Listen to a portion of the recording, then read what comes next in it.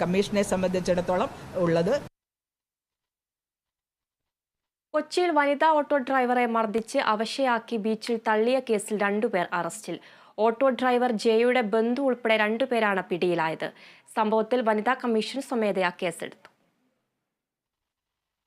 തിങ്കളാഴ്ചയാണ് കുഴുപ്പള്ളി സ്വദേശി ജയയെ ഓട്ടം വിളിച്ച യാത്രക്കാരൻ മർദ്ദിച്ച് അവശയാക്കി ബീച്ചിൽ തള്ളിയത്.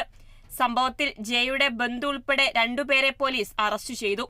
കുടുംബ വഴക്കിനെ തുടർന്ന് ജയക്കെതിരെ കൊട്ടേഷൻ നൽകുകയായിരുന്നു എന്ന് പോലീസ് പറയുന്നു.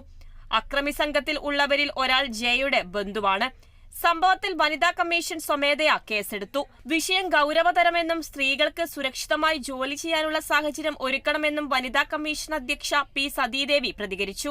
സ്ത്രീകൾക്ക് ഏത് മേഖലയിലാണെങ്കിലും ജോലി ചെയ്ത് അന്തസ്സോടെ ജീവിക്കാൻ, സുരക്ഷിതമായി ജോലിയെടുക്കുന്നതിനാവശ്യമായിട്ടുള്ള സാഹചര്യം ഉറപ്പുവരുത്താൻ പോലീസിന്റെ ഭാഗത്തുനിന്ന് ജാഗ്രത ഉണ്ടാവണം. ഈ കേസിൽ പോലീസ് അന്വേഷണം നടത്തുന്നുണ്ട് എന്നുള്ളതാണ്. ഞങ്ങൾക്ക് കേസ് രജിസ്റ്റർ ചെയ്തിട്ടുണ്ട്, അന്വേഷണം തുടരുന്നുണ്ട്. അതിനെ സംബന്ധിച്ച് വനിതാ കമ്മീഷൻ സ്വമേധയാ ഇന്ന് കേസ് രജിസ്റ്റർ ചെയ്തിട്ട് ജില്ലാ പോലീസ് റൂറൽ SP യോട് ഞങ്ങൾ റിപ്പോർട്ട് ആവശ്യപ്പെട്ടിട്ടുണ്ട്. മർദ്ദനത്തിൽ ജയയുടെ